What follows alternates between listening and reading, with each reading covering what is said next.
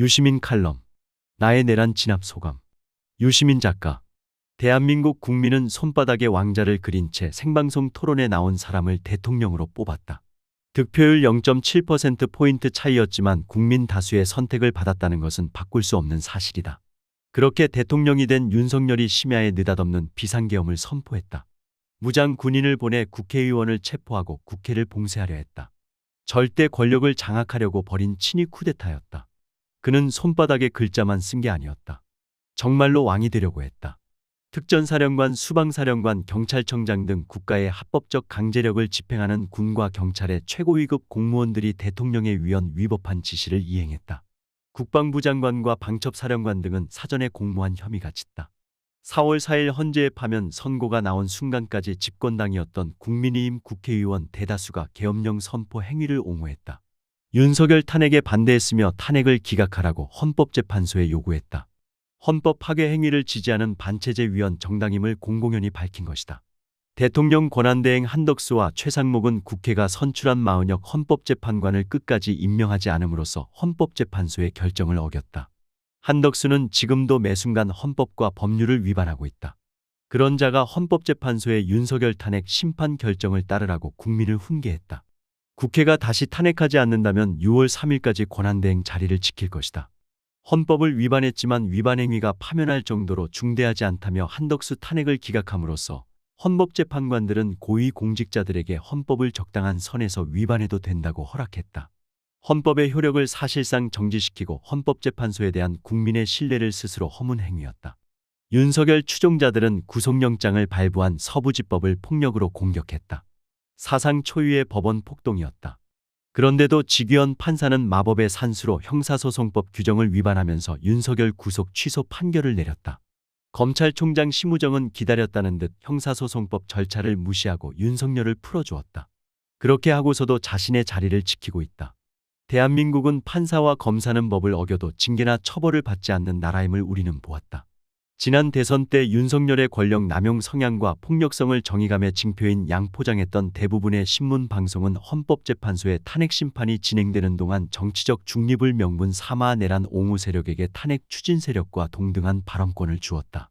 어떤 언론사는 내놓고 내란 세력을 편들었다. 자유로운 언론은 자유민주주의 체제에서만 존재할 수 있는 제도인데도 대다수 언론사는 자유민주주의 체제를 수호하는 데 관심이 없다. 독재 정권이라도 자신의 이익만 해치지 않으면 얼마든지 받아들일 태세다. 정치적 독극물 또는 사회적 불량식품을 만들어내는 언론사가 너무 많다. 이런 현실은 앞으로도 크게 달라지지 않을 것이다. 미국 사회학자 밀즈는 군사 정치 경제 분야에서 지배적인 지위에 있으면서 의사결정권을 행사하는 사람들을 권력 엘리트라고 했다. 대통령, 국회의원, 국무총리, 장관, 장군, 경찰청장, 헌법재판관, 판사, 검찰총장, 언론인 등이 다 거기 속한다. 윤석열의 내란을 막아낸 계엄의 밤부터 헌법재판소가 파면을 결정한 탄핵의 아침까지 122일 동안 우리는 한국 권력 엘리트의 생활을 보았다. 그들은 헌법을 존중하지 않는다. 국민에게 충성하지 않는다. 자신의 이익을 지키기 위해서 필요하다면 언제든지 헌법을 짓밟고 국민을 배신한다. 대한민국은 살얼음판 위에 위태롭게 서 있는 민주공화국이다. 국민도 권력 엘리트도 다 변변찮다. 그런데도 대한민국은 여기까지 왔다. 일제강점에서 벗어나자마자 국토와 국가가 남북으로 찢어졌다. 한국전쟁을 거치면서 민족까지 갈라졌다. 독재와 부패가 판치는 세계 최빈국이었다. 그렇게 아무것도 없는 폐허에서 출발해 산업화와 민주화를 이루고 선진국 대열에 합류했다. 코로나19 대유행 때는 세계의 모범이었고 지금은 영상예술과 대중음악으로 세계 시민의 눈과 귀를 사로잡고 있다. 국민은 윤석열 같은 사람을 대통령으로 뽑을 정도로 변변찮았고 권력 엘리트는 비루하게도 헌법보다 자기 이익을 앞세우는데 어떻게 대한민국은 여기까지 올 수 있었을까? 변변치 않은 우리에게 대단한 그 무엇이 있어서다. 수많은 시민들이 계엄의 밤의 여의도 국회의사당에 온 무장 군인들을 맨몸으로 막아섰다. 시민들만 대단했던 게 아니다. 어떤 지휘관은 자신의 부대가 한강을 건너지 못하게 했다. 어떤 경찰 간부는 계엄사의 정치인 체포조 파견 요청을 거절했다.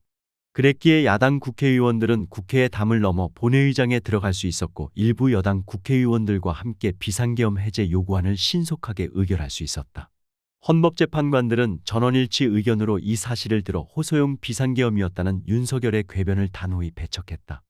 국회가 신속하게 비상계엄 해제 요구를 결의할 수 있었던 것은 시민들의 저항과 군경의 소극적인 임무 수행 덕분이었으므로 이는 피청구인의 법 위반에 대한 중대성 판단에 영향을 미치지 않습니다. 때문이 아니라 덕분이었다고 했다. 단순히 인과관계를 밝힌 것이 아니라 가치 판단도 한 것이다. 그렇다, 우리한테는 대단한 면이 있다. 수십만 시민들이 형형색색 응원봉을 들고 집결한 가운데 국회는 대통령 탄핵안을 처리했다. 검찰과 공수처와 경찰은 국방부 장관과 방첩사령관 등 내란 주요 임무 종사자들에 이어 수개 윤석열을 구속 기소했다. 어떤 군인은 헌법재판소에서 내란의 실상을 있었던 그대로 증언했다. 어떤 판사는 야당 지도자 이재명에게 터무니없는 논리로 징역형을 선고했던 1심 판결을 뒤집어 완전 무죄를 선고했다. 시민들은 밤낮을 가리지 않고 헌법재판소 근처에 모여 윤석열 파면을 요구하는 집회를 열었다. 그리고 그 덕분에 헌법재판관들은 완벽한 전원일치 평결로 대통령 윤석열을 파면할 수 있었다. 우두머리와 주요 임무 종사자들을 법에 따라 처벌하고 아직 드러나지 않은 공범과 잔당을 마저 찾아내 책임을 묻는 작업이 남아있지만 내란의 불길이 되살아날 위험은 사실상 사라졌다. 대단하지 않은가? 한국의 권력 엘리트가 모두 시시하고 변변찮은 것은 아니었다. 사명감과 애국심과 결단력과 능력을 가진 헌법에 충성하고 국민을 섬기려 하는 엘리트다운 엘리트도 있다는 사실을 우리는 확인했다. 국민도 그렇다. 아무 국민이나 다 현직 대통령의 쿠데타를 막아내는 건 아니다. 친위 쿠데타가 실패한 경우는 세계 역사에 드물다. 우리 국민은 2022년 5월 잘못 판단해 윤석열을 대통령으로 뽑았고 6월에는 여당의 지방선거 승리를 안겨주었다. 하지만 그로부터 2달이 채 지나지 않아 자신이 한 선택을 냉정하게 평가하고 성찰했다. 대통령 직무 수행 지지율을 바닥으로 떨어뜨리는 방식으로 윤석열에게 경고 신호를 보냈다. 서울 강서구청장 보궐선거에서 더 강력한 경고를 했는데도 민심을 무시하자 총선에서 역사상 없었던 참패를 안겨주었다. 그것이 마지막 경고였다. 윤석열은 그마저 무시하고 친위 쿠데타를 일으키자 시민들은 몸으로 국회를 지켜 계엄 해제 요구 의결을 하게 했고 압도적 여론을 표출해 국회에 대통령 탄핵을 끌어냈다. 넉 달 동안 쉬지 않고 모여 행진하면서 헌재의 파면 결정을 압박했다. 우리들 각자는 변변치 않을지 모른다. 하지만 용기를 내고 뜻과 힘을 모으면 대단한 일을 해낼 수 있다. 우리는 그렇게 여기까지 왔고 또 그렇게 해서 앞으로 더 멀리 나아갈 것이다. 우리는 윤석열을 대통령으로 뽑은 것과 같은 오류를 앞으로 또 저지를지 모른다. 그러나 그때도 이번처럼 스스로 잘못을 바로잡을 것이다. 나 혼자 한 생각이 아니다. 내란성 불면증에 시달리면서 1859년에 나온 자유론을 읽고 또 읽었다. 존 스튜어트 밀은 거기에 마치 우리 국민에게 건네는 듯한 말을 써놓았다.